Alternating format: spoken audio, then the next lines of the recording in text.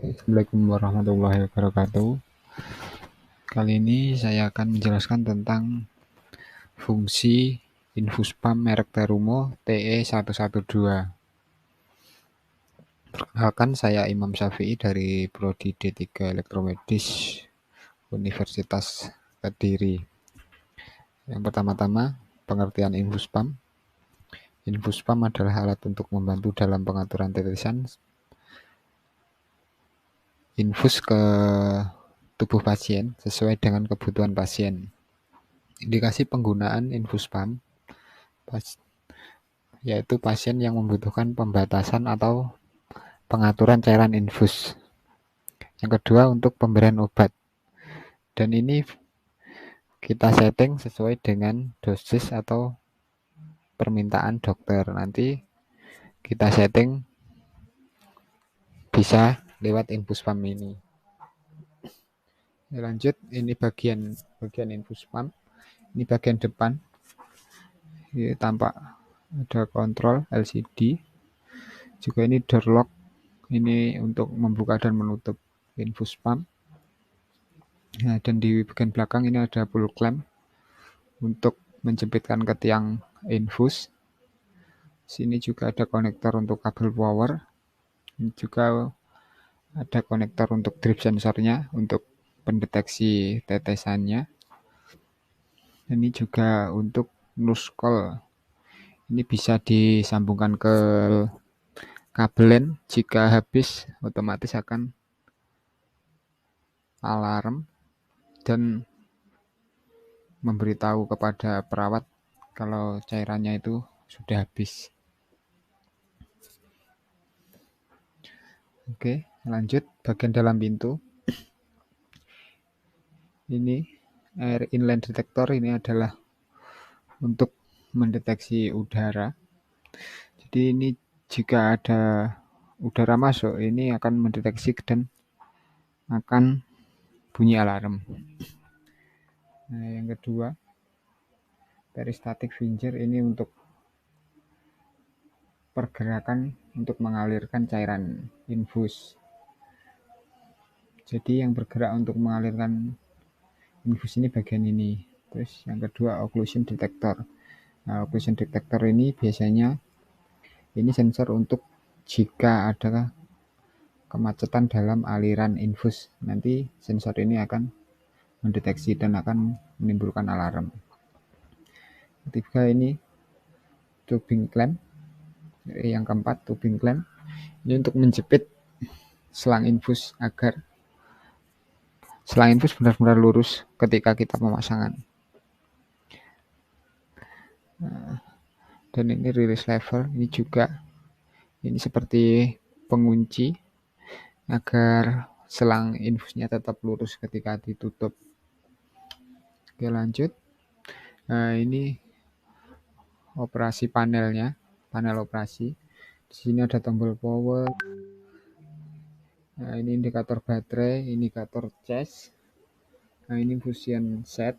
Ini ketika kita membutuhkan settingan di berapa, biasanya 15 itu di settingan dewasa, 19 dewasa, 20 dan 60 biasanya di pediatrik atau anak. Nah, ini tombol startnya, ini untuk stop dan startnya. Ini tombol select, ini untuk mengatur kecepatan dan jumlah tetesan. Ini juga ada indikator air. Ini jika ada udara di dalam selang ini nanti akan alarm dan indikator air ini menyala merah. Ini occlusion, yang seperti yang saya katakan tadi. Occlusion itu ketika selang itu tidak mengalir atau mampet, ini akan menyala merah juga. Ini flow error.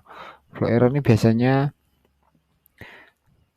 alatnya itu yang drip sensornya itu kadang tidak mendeteksi, akhirnya menjadi flow error.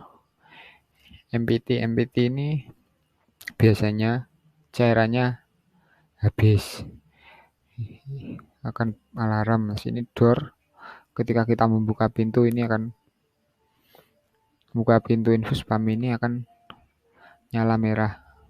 Dan ini completion. Ini ketika kita melakukan settingan dan settingan itu berjalan sesuai keinginan kita dan sesuai settingan kita, ini akan, jika sukses, ini akan menyala warna kuning atau komplit. Ini juga bisa di manual, ini untuk biasanya dosisnya kadang kurang, ini bisa di manual dengan tombol yang push. Oke, lanjut. Nah, ini bagian bawahnya, ini ada satu saklar infus set selection. Ini biasanya kalau yang pemakaian infus spam untuk infus set original dari Terumo ini ke 1. Nanti kalau pakai infus set beda merek Terumo ini nanti diarahkan ke 2. Gitu saja. SOP penggunaan infus spam. Pertama-tama buka pintu infus spam, lalu masukkan selang infus pada jalur infus, buka klem yang tadi dengan menarik klem ke kiri, lalu klem penutup. Pastikan set infus terpasang lurus pada jalurnya, jangan sampai terlipat atau tertekuk.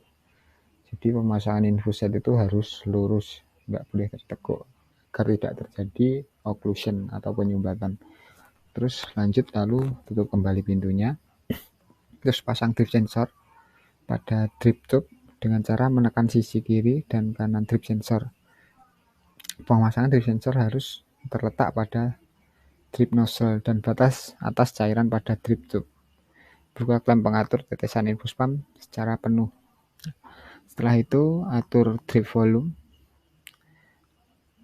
Drip volumenya kita atur berapa sesuai keinginan biasanya dari dokter, menganjurkan berapa mili. Terus lanjut, tekan tombol infusion set selama 0,5 detik. Oke, lanjut start. Nah, dan di infus spam juga ada troubleshooting dan alarm. Ini kalau seperti yang saya jelaskan tadi, jika ada alarm air, berarti ada gelembung udara di selang infus. Jadi harus dibuka dan cairan dari atas infus harus dikeluarkan dulu sampai gelembungnya itu hilang. Setelah itu pasang ulang. Nah, ini occlusion. Klem pengatur tetesan tertutup. Nah, adanya sumbatan pada abokat. Ketika ada sumbatan,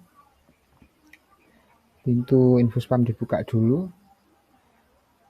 Biasanya selangnya itu tertekuk sehingga menjadi sumbatan.